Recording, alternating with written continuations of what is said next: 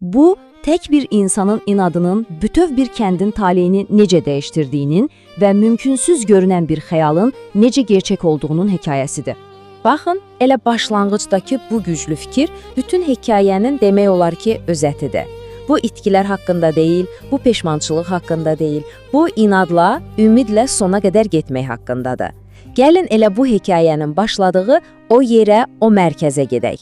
Hekayəmiz adı kimi quraq olan bir kənddə, Kıraçda başlayır və bir də Kərəm əminin hamının mümkünsüz dediyi, hətta gülünc hesab etdiyi andıyla. Yəni, vəziyyəti bir təsəvvür edin. Bir tərəfdə sərt reallıq var. Adı Kıraç olan, yəni quraq bir kənd. Qayalı, susuz, cansız bir təpə. Digər tərəfdə isə Kərəm əminin xəyalı var. O cansız təpəni yaşıllıqla dolu bir cənnətə, bir oazisə çevirmək. Təbii ki, bu xəyal, bu and kəndlilərə o qədər ağlasığmaz gəlirdi ki, ona bir ad da qoymuşdular, Dəli Kərəm. Çünki onun gördüyü o yaşıl xülyanı ondan başqa heç kim, amma heç kim görə bilmirdi. İndi isə gələk hekayənin ən uzun, ən çətin mərhələsinə. Kərəm əminin tək başına, tənələr altında, illərlə apardığı o möhtəşəm, amma bir o qədər də tənha mübarizəsinə. Bir anlıq düşünün, bu bir günlük, bir həftəlik bir iş deyildi, yox. Bu, Kərəm əminin hər günkü həyatı idi. Hər gün o dik, qayalı yamaca çiyinlərində su daşımaq, quruyan hər fidanın yerinə inadla yenisini əkmək və uzaqdakı bulaqdan o təpəyə əlləri ilə tək başına bir kanal qazmaq.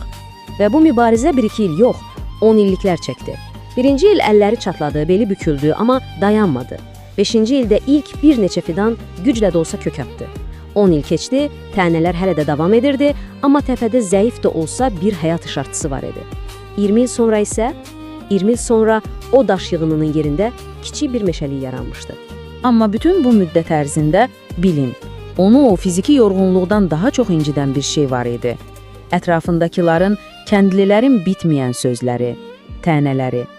Onlar Kərəm əminin bu zəhmətini boş bir inad, daşlara bastırılan bir ömür kimi görürdülər. Amma kəndlilərin bu şübhəsinə qarşı Kərəm əminin sarsılmaz bir inancı, öz fəlsəfəsi var idi. Onun üçün torpaq cansız bir şey değildi. O inanırdı ki, torpaq küsər, inciyər, amma ona sevgi göstərsən, qayğı göstərsən, mütləq üzünü sənə çevirər. Və beləcə hekayənin kulminasiya nöqtəsinə gəlib çatırıq. O an gəlir ki, illərlə çəkilən zəhmət heç kimin gözləmədiyi bir anda bir fəlakətin ortasında özünü göstərir. Bəli, kəndi dəhşətli bir quraqlıq bürüdü. Bütün buraqlar qurudu, torpaqlar çat-çat oldu, son ümidlər də elə o çatların arasında itib batdı. Bütün kənd fəlakətlə üz-üzə qalmışdı. Amma hamının lağ etdiyi o təpədən, Dəli Kərəmin təpəsindən qəribə bir səs, bir həyat pıçıltısı gəlirdi. Sanki o təpə kəndin qalan hissəsi ilə eyni aqibəti yaşamırdı. Və möcüzə həqiqətən də üzə çıxdı. Kəndlər ümidsiz halda təpəyə çıxanda gördüklərinə inana bilmirdilər. O yandırıcı istidə sərin bir meh əsirdi.